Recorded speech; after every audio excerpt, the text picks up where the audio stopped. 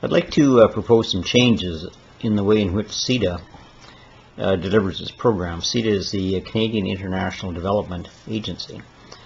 I've had the opportunity to work on CIDA finance projects both in Africa and Asia for about 14 years over the last, 25-30 years. So I have had some experience and seen how they've delivered their programs in different countries, both in Africa and Asia. And I do have some observations for ways that I think they could improve their program delivery.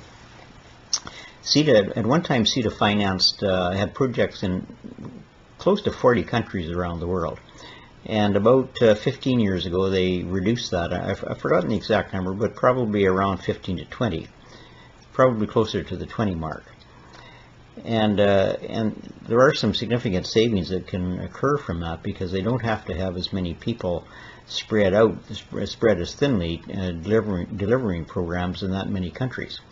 So they can concentrate their resources and effect some fairly significant changes. Plus, there's often a benefit of having a bigger program in a country rather than a small one, because there is some learning that has occurred, and it's easier to maintain their corporate memory if they have fewer countries. So I think they made a good move, but I think it would be desirable to move to a position where they had 1 or 2 or 3 countries that they concentrated their efforts on. Now, in order to do this, the donors would all have to get together and agree to divvy up the recipient countries in some way. And that would be very, very difficult to do, obviously, as you might expect. All countries have their own agendas. Sometimes they want to be in certain countries that have a higher image. Bangladesh is one where almost all countries who are in the donor business have a program, because it is a big country, and the need is quite significant. So most countries feel they need to be there. So it would be difficult to work out an arrangement whereby the countries divvied up the recipients, but I think it's possible for that to be done.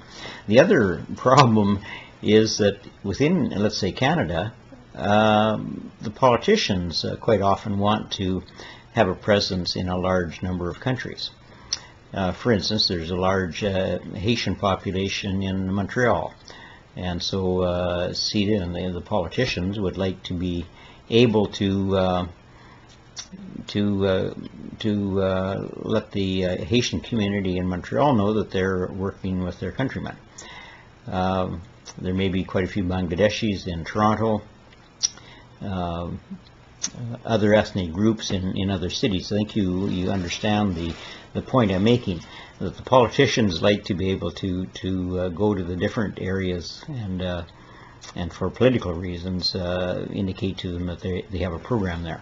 And so it may be impractical to think that the politicians would go along with it as well, but certainly from an effectiveness point of view and from an efficiency point of view, it would be very desirable for the donor countries to get together and divvy up the recipients and concentrate their efforts. CIDA has a very, very large building in Hull, Quebec, with very, very many employees, and if they were able to concentrate their efforts in one country, the size of the CIDA bureaucracy would be significantly reduced. They would have to beef up their programming in Dhaka, build a bigger embassy because they would have a larger program, but certainly it would be a significantly reduced cost compared to having embassies and high commissions through 20 or 30 different countries. So from that point of view, I think it would be more efficient. The other sort of related thing that I think would make a big improvement is for CIDA to work more directly with the provincial governments to deliver programs. In Canada, the Constitution gives authority for health and education and road building and agriculture. These are all provincial responsibilities, so the civil servants in Canada are at the provincial level. Those are the kinds of people that are needed in countries like Bangladesh. And so what CIDA could do is, let's say for the agriculture sector, could go to Saskatchewan and work out an agreement that for the next 25 years, Saskatchewan will be the agency identified to deliver programming in Bangladesh. Clearly, you can't enter into a 25-year agreement, so it would probably have to be a 5-year renewable agreement, so that the CIDA would, if there were difficulties, CIDA would be able to work its way out of that and move to another another province. But if Saskatchewan had agriculture, you could say Manitoba might have road building, and Ontario might be responsible for health. BC might be responsible for education. So I think you can see that it would be possible to break up the programming and do a deal with each of the provinces, so they would be able to deliver some form of the programming in that country. And I think there would be a significant benefit to the provincial government that was able to enter into this agreement. It would be interesting work for the people in that department. It would be a way to attract higher quality, better employees, I think. And it would be for those who make a career there. I think the overseas experience would stand them in good stead in their programming here in Canada. So I think it would be a win-win situation, both for the recipient country and for the donor.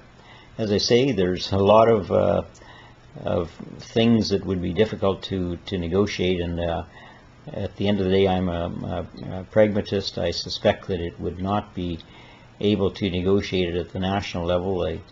The donors like to be seen to be delivering programs in many countries. The recipients might be a little bit reluctant to put all of their eggs in one basket. They may, because right now in some cases they do play one country off against another, and so they might be a little reluctant to do a deal with one country to deliver programming for all sectors. But nonetheless, it's something that I believe should be talked about, and I think it would be a big improvement if we could work something like this out.